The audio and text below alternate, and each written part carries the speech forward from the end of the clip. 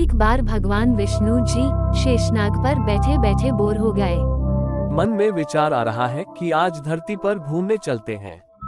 वैसे भी बहुत समय हो गया धरती पर आए हुए। घूमने के लिए तैयार हो जाता हूँ। आज सुबह सुबह कहाँ जाने की तैयारी हो रही है? लक्ष्मी, मैं धरती लोक में घूमने के लिए जा रहा हूँ। हे स्वामी, क्या मैं भी साथ में चल सकती हूँ? ठीक है, लेकिन एक शर्त है।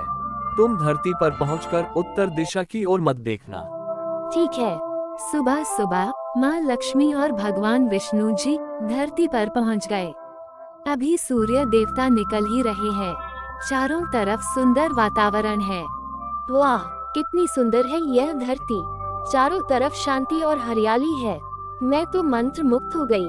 लक्ष्मी जी चारों तरफ का नजारा देख ही रही थीं। वो भूल गई कि पति को क्या वचन दिया है और कब वो उत्तर दिशा की ओर चली गई उन्हें पता ही नहीं चला। उन्हें वहाँ एक सुंदर बगीचा दिखा जिससे भीनी भीनी खुशबू आ रही थी।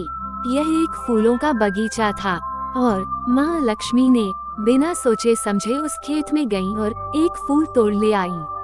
लेकिन यह क्या, जब माँ लक्ष्मी भगवान विष्णु के पास वापस आईं तो भगवान विष्णु जी की आंख में आंसू थे। वह माता लक्ष्मी को कहने लगे, कभी भी किसी से बिना पूछे उसका कुछ भी नहीं लेना चाहिए। और मैंने तुम्हें एक वचन भी दिया था। हे स्वामी, मुझसे भूल हो गई, कृपया मुझे क्षमा कर दीजिए। जो भूल तुमसे हुई है उसकी तुम्हें सजा मिलेगी।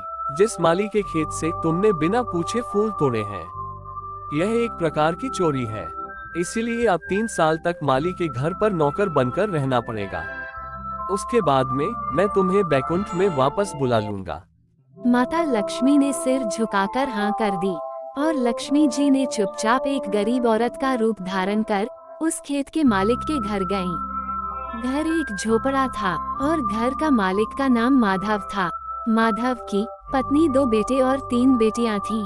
सभी उस छोटे से खेत में काम करके किसी तरह से गुजारा करते थे। जब माता लक्ष्मी रूप धारण कर माधव के घर गई तो माधव ने पूछा, बहन तुम कौन हो? मैं एक गरीब औरत हूँ और मेरी देखभाल करने वाला कोई नहीं है। मैंने कई दिनों से खाना भी नहीं खाया, मुझे काम दे दो। साथ साथ मैं तुम्हारे घर का काम भी करूँगी, बस मुझे आसरा दे दो। बहन मैं तो खुद गरीब हूँ, घर खर्च भी मुश्किल से चलता है। लेकिन मेरी 3 की जगह 4 बेटियाँ होती तो भी मैंने गुजारा करना था। अगर तुम मेरी बेटी बनकर जैसा रूखा सूखा हम खाते हैं उसमें खुश रह सकती हो तो अंदर आ जाओ बेटी। माधव ने माता लक्ष्मी को अपने झोपड़े में शरण दे दी और 3 साल माधव के घर परिवार के साथ रहकर काम करती रही। जिस दिन माँ लक्ष्मी घर आई उसके दूसरे दिन ही माधव को इतनी आमदनी हुई कि उसने एक गाय खरीद ली। फिर धीरे धीरे माधव ने काफी जमीन खरीदी और एक बड़ा सा घर बनवा लिया। घर में पत्नी और बच्चों के लिए गहने और अच्छे कपड़े भी आ गए। घर परिवार सुखी और संपन्न हो गया था। माधव हमेशा सोचता था कि मुझे यह सब इस महिला के आने के बाद मिला है। और अब तो 2 से 4 साल बीत गए हैं, लेकिन माँ लक्ष्मी अभी भी घर में और खेतों में काम करती थीं। एक दिन जब माधव खेत से काम खत्म करके घर आया तो उसने अपने घर के द्वार में गहनों से सजी देवी स्वरूप औरत को देखा। ध्यान से देखकर पहचान गया कि अरे यह तो मेरी मून बोली बेटी है, और यह भी पहचान गया कि यह माँ लक्ष्मी है। अब तक माधव का पूरा परिवार आ गया था और सब हैरान होकर माँ लक्ष्मी को देख रहे थे।